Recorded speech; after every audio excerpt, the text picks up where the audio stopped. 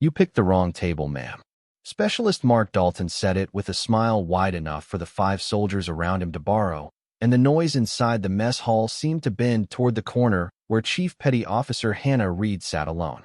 It was noon at Naval Station Norfolk, the kind of crowded lunch hour where trays slid across counters, coffee machines hissed near the wall, boots scraped under tables, and conversations stacked over one another until no single voice should have mattered. But Mark made his voice matter. He stood at the edge of Hannah's table with 4 younger soldiers spreading out around him, not touching her, not shouting, just close enough to block the easy path to the aisle. Hannah did not look up right away. She set her water glass down exactly 1 inch from the edge of the table, folded her napkin once, and let the silence do what panic never could. She was 32, white, with light skin, light brown hair pulled into a tight regulation bun, and a face calm enough to make impatient men uncomfortable. Her uniform was clean, ordinary, and deliberately unremarkable. No display, no announcement, no need to make the room know what she had earned. The only thing personal on her was hidden inside a small black case tucked into her chest pocket, close enough that she could feel its weight when she breathed. Mark leaned closer, still smiling. He was 24, white, broad-shouldered, sharp-featured, and loud in the way young soldiers sometimes became when they mistook attention for authority. "We were just wondering," he said, glancing back at his friends, "if you knew this section is usually for real operators." A few soldiers nearby stopped chewing. Someone at the next table lowered a fork. Hannah finally lifted her eyes. She did not look at all 5 men. She looked at Mark, because every group had a center, and every center believed it was stronger than it was. "Real operators do not need an audience," she said. The line was quiet, but it reached farther than his joke had. One of the soldiers behind Mark, Private Ethan Miles, shifted his boots and looked away. He had been laughing a moment earlier, but not as hard as the others. Something about Hannah's calm made him uneasy. Mark felt the room slipping from him and tried to pull it back. "Respect has to be earned, ma'am." Hannah placed her fork beside the tray, parallel to the edge, precise as a range marker. "Then start earning yours by stepping back." The mess hall thinned into silence around them. Mark did not step back. Pride held him in place longer than judgment should have. Hannah stood slowly, not fast, not dramatic, simply rising until the 5 soldiers understood she had never been trapped, only seated. As she reached for the soft cap resting near her tray, Mark shifted awkwardly and his elbow brushed the table. The cap dropped to the floor. Hannah bent to pick it up, and the small black case in her chest pocket slipped open. Under the fluorescent lights, a silver seal trident flashed once, scratched at the edges, worn by years, too real to be mistaken for decoration. At the mess hall entrance, Master Chief Robert Kane stopped mid-step. His eyes locked on the badge. The room went still. Mark's smile disappeared. Ethan Miles stared at the trident as if the air had been pulled from his lungs. Master Chief Robert Kane did not move at first. He stood at the mess hall entrance with one hand still on the doorframe, his eyes fixed on the silver trident resting inside the small black case against Hannah Reed's uniform. The badge was not polished for display. Its edges were scratched, its surface dulled by years of being carried close, and under the fluorescent lights it looked less like metal than memory. Around the corner table, the 5 soldiers seemed to forget how to stand naturally. Mark Dalton's shoulders stayed squared, but the confidence had drained from his face. Private Ethan Miles looked different. He was not confused like the others. He was shaken, his eyes held on the trident with the stunned recognition of someone seeing a symbol that belonged to a part of his life he did not joke about. Hannah closed the case with 2 fingers, slow and controlled, then picked up her cap from the floor. She did not hide the badge in embarrassment. She secured it the way someone protects something earned, not something shown off. Kane crossed the room with measured steps. Conversations died ahead of him before he reached the table. Forks stopped. Trays settled. Even the coffee machine near the wall seemed louder in the quiet. When Kane stopped beside Hannah, he did not look at Mark first. He looked at her. "Chief Petty Officer Reed," he said. The title moved through the mess hall like a clean blade through fog. Mark blinked once. The 4 soldiers beside him stiffened. Hannah gave Kane a small nod. "Master Chief." No surprise. No performance. Just recognition between 2 people who understood that rank was only the surface of certain things. Kane finally turned to Mark. "Specialist Dalton, Explain why 5 soldiers are standing around a Navy chief's table during lunch. Mark opened his mouth, then closed it. There were answers he might have used 5 minutes earlier. Jokes, excuses, words like misunderstanding or harmless. None of them survived the sound of that title. We were out of line, Master Chief, he said. Kane's expression did not change. That was the conclusion. I asked for the explanation. Mark looked toward Hannah, then toward the floor. I thought she was someone else. Hannah placed the cap beside her tray. No, specialist. You thought I was less. The sentence was quiet. It carried no anger, which made it harder to escape. Ethan's breathing had changed. He was still staring at the pocket where the case had disappeared, his face pale under the mess hall lights. Kane noticed. So did Hannah. Mark swallowed. Chief, I apologize. Hannah did not answer immediately. Her eyes moved once to the 4 soldiers behind him. Owen Brooks looked embarrassed. Luke Harris looked rigid. Connor Blake looked like he wanted the floor to open. Ethan Miles looked like he was trying not to fall apart in front of everyone. Hannah knew that look. It was not fear. It was recognition arriving with guilt attached. Kane lowered his voice. Reed, is that the Silver Trident? The mess hall became impossibly still. Hannah's hand rested lightly over the case. Yes, Master Chief. Kane's face tightened, not with doubt, but with memory. I have only seen one with that edge mark. Hannah held his gaze. Then you know why I do not wear it where people can stare at it. Ethan's eyes filled before he could stop them. Mark turned toward him, startled, as if the first real consequence of the moment had come from the quietest man in the group. Ethan looked at Hannah and whispered, My brother had one. Ethan Miles said the words so softly that, for a moment, they seemed meant only for the silver badge and the memory behind it. My brother had one. The mess hall did not breathe.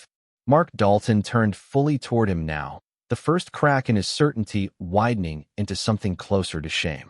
Until that second, Mark had seen the situation as a mistake he could apologize his way through, a bad joke at the wrong table, a lesson in protocol.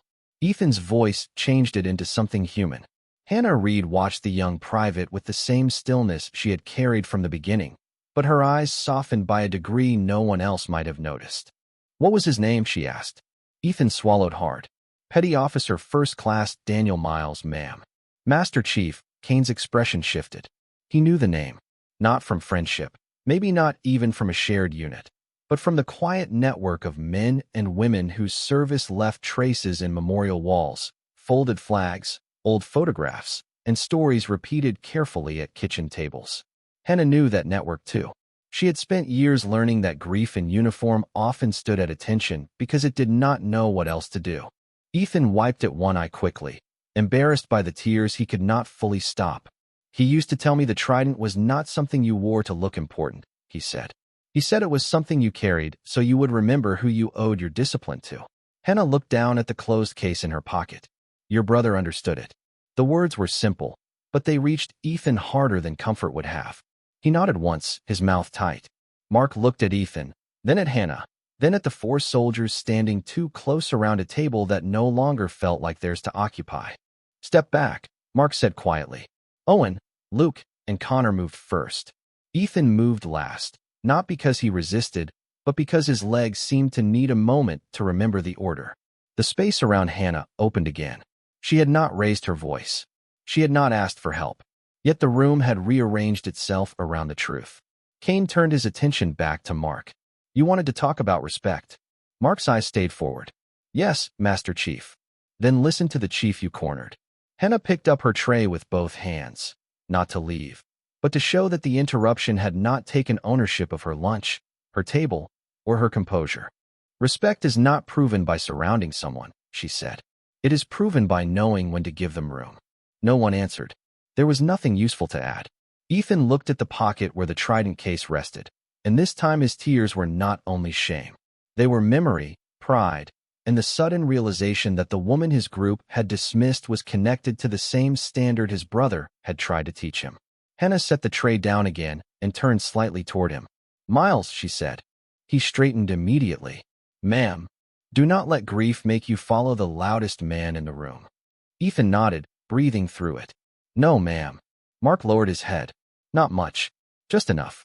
It was the first honest movement he had made since stepping to her table. Kane saw it, but he did not soften. Lessons given in public had to be carried in public. Specialist Dalton, Kane said, you and your team will return to your table. After lunch, you will report to me for a professionalism review. Mark answered without hesitation. Yes, Master Chief. Hannah sat back down as the 5 soldiers stepped away, and the mess hall slowly remembered how to move. But the corner table had changed. So had everyone who had seen the silver flash of the trident. The 5 soldiers returned to their table, but they did not return to the same version of themselves. Mark Dalton sat down first, shoulders squared but no longer proud, his tray untouched in front of him. Owen Brooks stared into his coffee. Luke Harris kept his hands folded on the table like he was afraid of what they had almost been part of.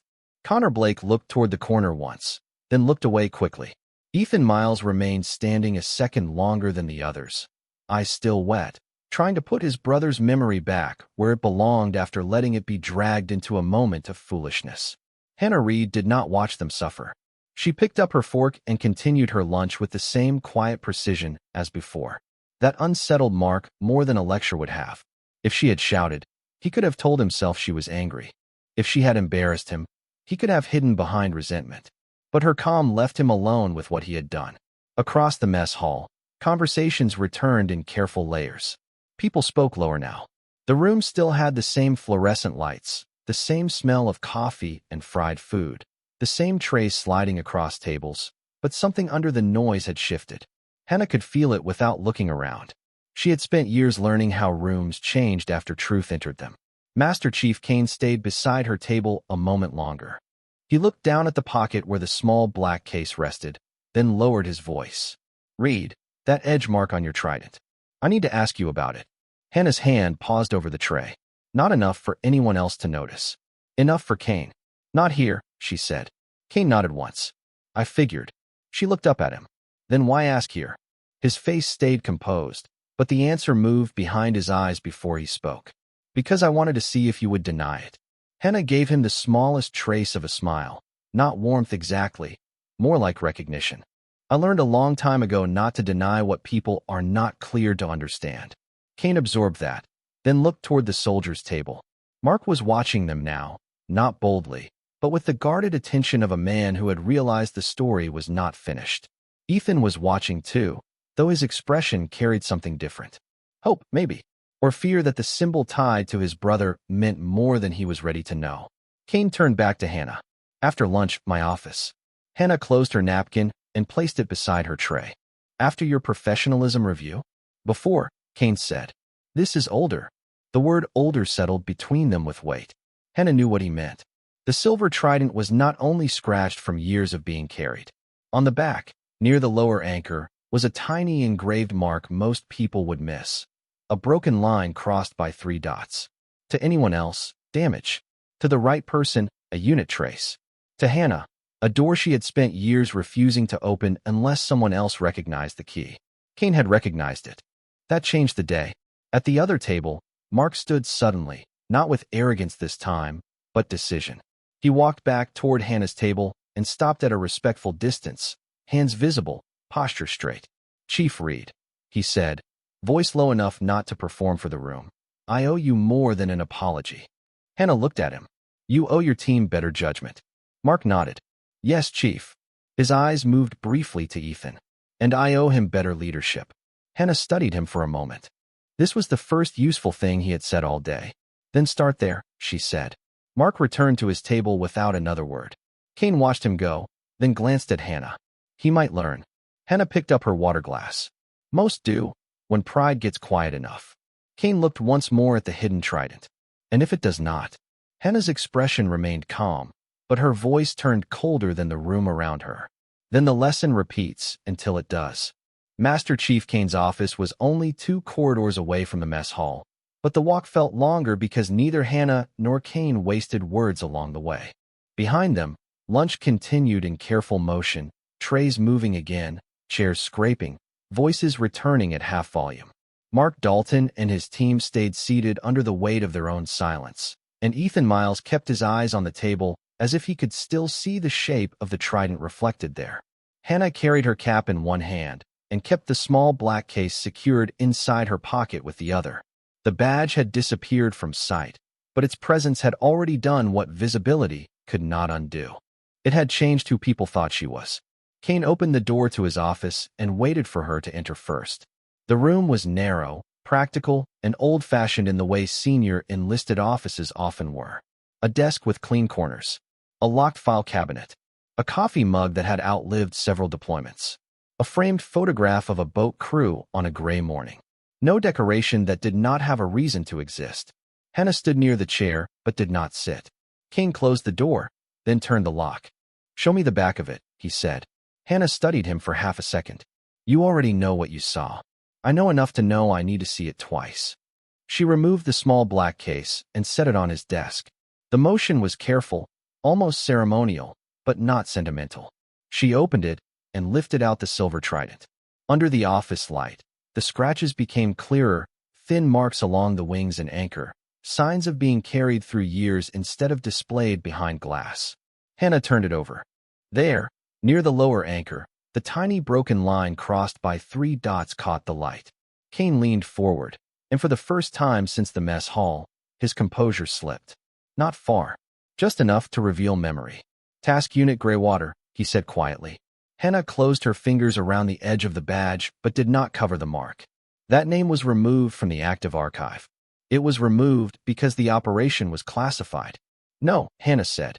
"It was removed because the report buried the team." Kane looked up at her. The office seemed to shrink around the sentence. Outside, a phone rang somewhere down the hall and went unanswered.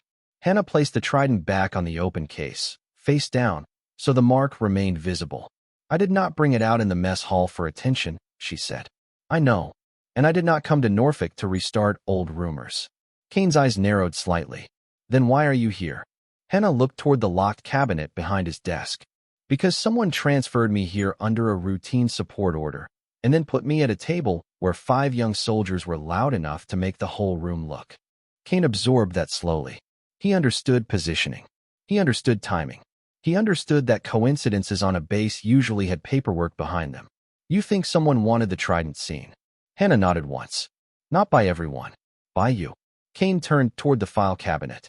His hand went to the key ring at his belt, then stopped.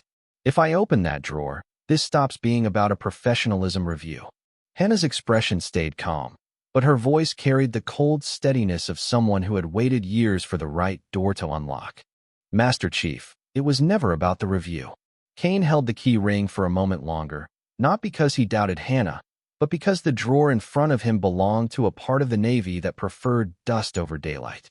He had spent decades learning when to push, when to wait, and when to leave a locked file alone because opening it would not change the people already gone. But the Silver Trident on his desk changed that calculation. So did the woman standing across from him, calm as steel, carrying a badge that should have belonged only to a sealed report. Kane unlocked the cabinet. The drawer resisted at first, then slid open with a dry metal sound. Inside were folders arranged by old operation codes, some faded, some relabeled, some never meant to be read by anyone who cared about clean answers. He moved past 3 files before stopping at a thin gray folder with no official title on the tab, only a stamped reference number and a small handwritten mark in the corner. The same broken line crossed by 3 dots. Hannah did not step forward. She did not need to. Her eyes had already found it. Kane placed the folder on the desk beside the trident and opened it with 2 fingers. The first page was a transfer order. The second was a personnel list with most of the names blacked out. The third was a mess hall seating diagram from that morning. Kane stared at it longer than the others. The diagram showed Hannah's table, Mark Dalton's table, the entrance, the camera blind spot near the beverage station, and the exact line of sight from the doorway where Kane had entered. His jaw tightened. This was planned. Hannah's voice stayed even. "Yes." "By whom?" "Someone who knew you would recognize the mark." Kane turned the next page. There was a copy of her temporary assignment order, signed through 3 departments, each signature legitimate enough to pass inspection and vague enough to avoid responsibility. Under the order was 1 sentence printed in plain text, "Visual confirmation required." Kane looked at the trident again. "They used those soldiers to force the reveal." "They used their pride," Hannah said. "There is a difference." The words settled hard because they were fair. Mark and his team had been wrong, but they had not created the trap. They had only walked into it loudly. Kane closed his eyes for 1 second, then opened them with the expression of a man returning to command. Do Dalton and Miles know anything? No, Hannah said. But Miles matters. Kane frowned. Because of his brother? Hannah nodded. Daniel Miles was attached to a support element near Graywater. His name was removed from the final route log. The office grew colder without the temperature changing. Kane turned back to the personnel list, searching the redacted blocks as if names might appear through force of will. They did not. His family was told he had no connection to it, Kane said. Hannah looked at the trident, at the tiny mark on the back, at the proof that had survived longer than the paperwork meant to erase it. That is why Ethan cried before he understood. Some part of him recognized the weight before the facts caught up. Kane folded the seating diagram and placed it beside the transfer order. Then the mess hall was not the incident. Hannah finally stepped closer and rested one finger near the broken line mark, careful not to touch the badge itself. No, Master Chief. It was the signal. Outside the office, distant footsteps moved down the corridor, then stopped. Kane and Hannah both heard it. Neither looked away from the desk. The lesson from the mess hall had opened a drawer. The drawer had opened a file. And the file had just made the 5 soldiers part of something much larger than an apology. The footsteps outside Kane's office stopped near the door, then moved away after a pause just long enough to be noticed. Kane lifted his eyes from the open file, and Hannah Reed did the same, both of them listening until the corridor returned to its ordinary quiet. Neither reached for the door. People who wanted to interrupt knocked. People who wanted to measure stayed outside and listened. Kane closed the gray folder halfway, leaving the seating diagram visible. We keep this contained, he said. Hannah looked at him. Contained is how it stayed buried. The words were not disrespectful. They were simply accurate. Kane accepted them with a slow breath. Then controlled. That, Hannah allowed. Controlled meant discipline. Controlled meant no rumors, no panic, no turning Ethan Miles into a witness before he understood what he had witnessed. Kane picked up the desk phone, pressed one number, and waited. Send Specialist Dalton and Private Miles to my office. Only those two. No escort. He hung up before questions could come back through the line. Hannah returned the Silver Trident to its black case, but did not place it back in her pocket. She left it on the desk between them, closed now, its weight still louder than the file. Minutes later, there were 2 careful knocks. Kane opened the door himself. Mark Dalton stood first, posture rigid, eyes forward. Ethan Miles stood beside him, quieter, face composed but still marked by the emotion he had tried to swallow in the mess hall. Both men looked at Hannah before looking at the desk. Enter, Kane said. They stepped inside, and Kane closed the door. The room was too small for excuses. Mark seemed to understand that immediately. Master Chief, Chief Reed, he said. Before anything else, I want to repeat that I was wrong. Kane held up one hand. You will have time to be wrong later. Right now you will be useful. Mark blinked once. Ethan looked from Kane to Hannah, uncertain. Hannah spoke to him first. Private Miles, your brother's name came up in an old file. Ethan's face changed so quickly it almost looked like pain before discipline caught it. Daniel. Yes. He drew in a breath but did not speak. Hannah respected that more than any loud answer. Kane placed a single page on the desk, the one with the personnel list still heavily redacted. He covered most of it with his hand, revealing only a support code and a date. Do you recognize this date? Ethan stared at it. His lips parted slightly. That was the week before my family got the notification. Mark's head turned toward him, the apology from the mess hall suddenly becoming too small for what was opening in front of them. Ethan looked at Hannah. They told us he was attached somewhere else. Hannah's voice stayed low. The file says the same thing. Ethan understood the gap before anyone explained it. The people at home had been given a clean version. The paper in front of him carried the shadow of a different one. He touched the edge of the desk, not the document, as if the truth might break if handled too fast. Kane watched him carefully. Private, you are not being ordered to discuss family matters. Ethan looked at the closed Trident case. My brother used to say silence is only honorable when it protects the right thing. Hannah's eyes softened by a fraction. He said that. Ethan nodded. Yes, ma'am. Mark stood beside him, jaw tight, no longer trying to lead the room. For the first time, he was learning how to stand behind someone without crowding them. Hannah noticed. Kane did too. Kane turned to Mark. Dalton, You started a mess hall incident because you wanted an audience. Now you are going to help make sure there is not one. You keep your team quiet. No stories, no speculation, no hero talk. If anyone asks, the review is ongoing. Mark answered immediately. Yes, Master Chief. Hannah added. And you watch Miles without treating him like he is fragile. Mark glanced at Ethan, then back to her. Understood, Chief. Ethan looked at Hannah, voice steady but thin at the edges. Was my brother part of your team? The question settled heavily over the office. Hannah looked at the gray folder, then at the small black case, then back to him. I do not know yet, she said. It was not the answer he wanted. It was the only honest one. But I know his name was close enough to the truth that someone removed it. Ethan nodded slowly, and one tear slipped before he could stop it. This time, he did not wipe it away in shame. Mark did not look away from him. Kane let the silence stand. Hannah finally closed the file. Some symbols are not worn, she said. They are carried. And sometimes they carry more names than one person can see. Kane dismissed Mark and Ethan with instructions so clear that neither man asked for them twice.